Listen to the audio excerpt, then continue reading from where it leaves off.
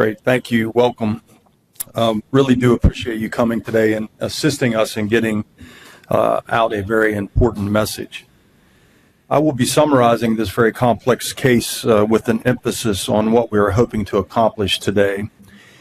We will then take some questions. However, I will say up front that we will not be releasing many details of this murder investigation today. The reason for this is simple. We want the information we are seeking to be pristine and to not be tainted by premature release of information, and to be able to have an ability to properly verify.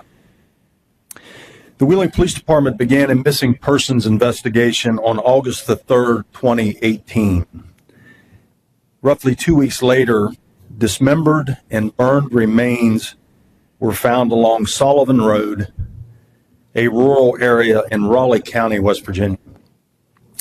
The Wheeling PD almost immediately began communicating with the Raleigh County Sheriff's Department as they investigated. By the end of August, the remains in Raleigh County were identified by the West Virginia Medical Examiner's Office via dental records, as are missing persons: Trevor Vossen, age 27, and Lauren Lulu Jenkins, age 28. Miss Jenkins was 5 months pregnant at the time of her disappearance. Our thoughts have been with the Vossen and Jenkins families since that time. With the Wheeling Police Department now more involved in this case, we continue to work with the Raleigh County Sheriff's Department, the Ohio County Prosecutor's Office, and the Medical Examiner in West Virginia, and we were able to connect those crimes. Due to the condition of the remains, they were sent to the Smithsonian Institution, National Museum of Natural History, for additional forensic analysis. A very lengthy, complex, and skilled investigation has led investigators to believe that Vossen and Jenkins were lured to a house in Wheeling where they were murdered and dismembered and then transported to Raleigh County, West Virginia. A person of interest in this investigation is Gerald Wayne Jako Jr. Jako has been convicted of an unrelated crime and is serving a 100-year sentence in a West Virginia prison. Our goals today are: 1, to obtain additional confirmative information or develop new information related to this brutal homicide. 2, we believe that fear of our person of interest may have contributed to a lack of cooperation, and with his incarceration that things may now change. 3, we continue to look for the passenger car of Mr. Vossen, a white 2002 Honda Accord SE, which has never been located. And then finally, we wish to provide a solid case for the victims' families to achieve some form of justice as those responsible are held accountable in an Ohio County courtroom. At this point, that's a summary, and I'll turn it over for any questions that you all may have. Is the person of interest not being cooperative? I'm sure he's been interviewed. He has been interviewed multiple times. Beyond that, I'm not going to speculate. I also apologize. Sean Turak is here as well, Assistant Ohio County Prosecutor, and this is Detective Sergeant Robert Seyfried, who is the case officer on the investigation. So any of those questions related to adjudication or specifics about the investigation, I will refer to them. With this investigation, as I mentioned in here, that his sentence was upheld by the Supreme Court. Is this why now we need to just make sure that he was going to be in jail so people don't have to?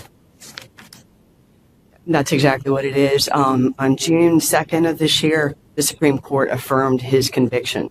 So that sentence is in place, and we're asking at this point for people in the public to come forward and cooperate so we can hopefully, as the chief said, bring justice for the Vossen and the Jenkins families. Can you tell us anything about why he is considered a person of interest or what his relationship was to this case? I'm going to turn that over to Sergeant Seyfried. Well, I would just say through the course of our investigation, the details of which we don't want to give out too much right now, but just through our investigation that led to us naming him a person of interest.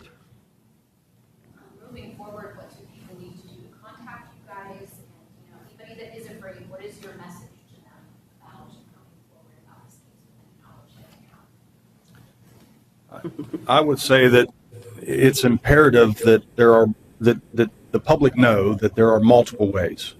The Wheeling Police Department has a tip line. Wheeling Police Department has multiple phone numbers. We now have an organization known as Crime Stoppers, where you can contact Crime Stoppers with information and remain anonymous, and there may be a monetary reward for information that is verified. But the point I would like to make is a young man and a young woman were murdered, dismembered, and that 5-month-old child was part of that. It's time to do the right thing. It's all about doing the right thing.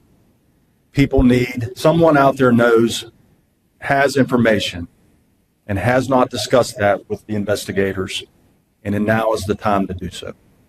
Do the right thing.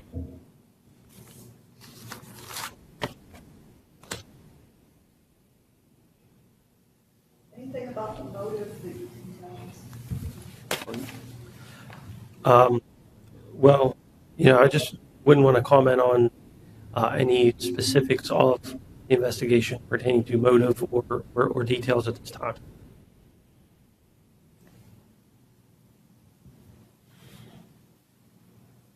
Forgive me, I've not heard about this case. I was listening before I was currently, but I'm curious to know what kind of details are in this information that you're releasing today that haven't been released before. Is anything new here? Well, I don't believe that, for obvious reasons, there wasn't, the bodies were found, remains were found in Raleigh County, West Virginia, which is outside of Beckley, West Virginia. So I don't believe there was a lot of media interest. And that's not always, no offense to you, Hall, a bad thing for us, because it allows us to work without a lot of, information being presented. So I don't know that there is any prior knowledge on behalf of the media outlets.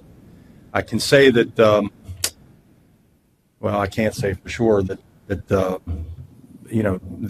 unrelated case, I'd have to defer to Ms. Turak on the unrelated charges with our person of interest, but there would be information on that. As far as releasing information related to this murder, which we do absolutely believe occurred in Wheeling in 2018, we have not released anything related to that. In fact, we only had a missing persons case at that time. But that was out in the public, that these are missing people. I don't recall that. Yes. Okay. Now, with this information, how quickly are you hoping to be able to put these charges towards Jako, and how much would you need in order to be able to? We need to finish the investigation, and there will not be charges against anybody until such time as we believe the investigation has completely solved the crimes, that we have not only probable cause to indict, but a solid case.